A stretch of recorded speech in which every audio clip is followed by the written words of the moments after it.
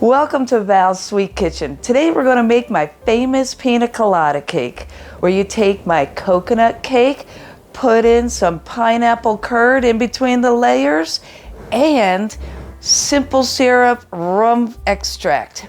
That's a key step in there. We're going to go through each of these very quickly.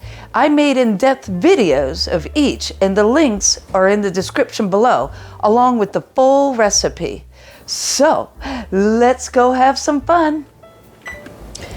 Preheat your oven to 350 degrees. So, add your cake flour, baking powder, kosher salt, and sugar. And with a whisk attachment, give that a whiz. Then you're going to add your room temperature butter. With the fingerprint, then you know you've got room temperature. And you're going to just add it in there one chunk at a time. And then when you get the consistency of grated Parmesan cheese, like what you put on your spaghetti, it's time to add in your liquid ingredients. So into your coconut milk, take your coconut flavoring, vanilla flavoring, and your almond. We're going to put that in there, and we're going to beat this for 2 minutes.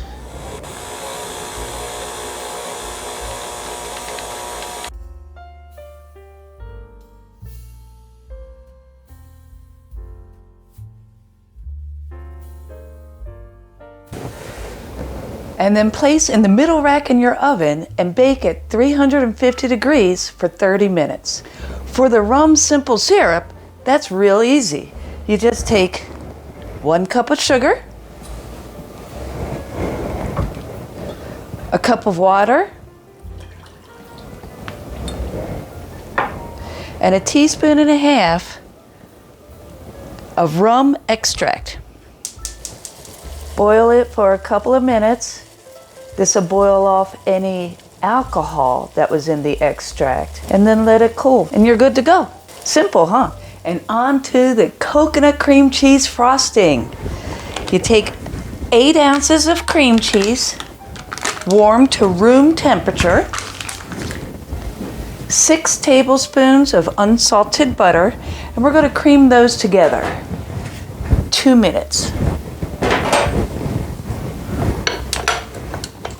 And then add your powdered sugar a little bit at a time. Otherwise, you can beat it. It's going to go all over the kitchen.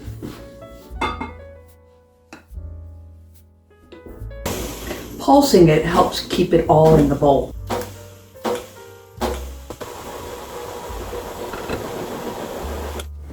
And scrape down the sides of the bowl as needed. And add in your extract, coconut extract, and your coconut milk, and a little more powdered sugar. And on to the assembly, where this comes together into the Pina Colada cake. I use a cake stand because it makes everything easier. I put a link below on where to get one, just like this one. I also use cake boards to make moving the cake a lot easier to the cake server. To keep the board from moving around, I laid a piece of no-slip plastic. You can also use rubber shelf liner. Place a small dab of frosting on the board to keep your first layer in place. Then, using your homemade squeeze bottle, generously spray the rum simple syrup all over the sponge. Saturate it as much as you like. Spread a thin layer of the frosting. This will prevent the next layer, which is the pineapple curd, from soaking into the sponge. Then, with a 1/2-inch nozzle, pipe a dam around the edge to keep the curd inside the cake. It's like making a swimming pool for the curd. I put a link on where to get the nozzle and everything below in the description. These will make your life so much easier. Life is short. Eat the cake. Spread your pineapple curd, then top with your second sponge.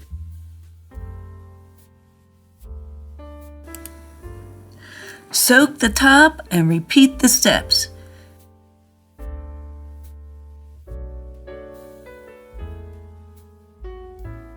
Make sure to form a dam on the top for another nice pool of curd.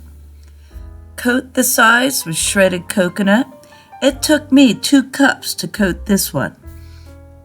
Then decorate it with maraschino cherries and sprinkle on some juice for a contrasting color and some more flavor.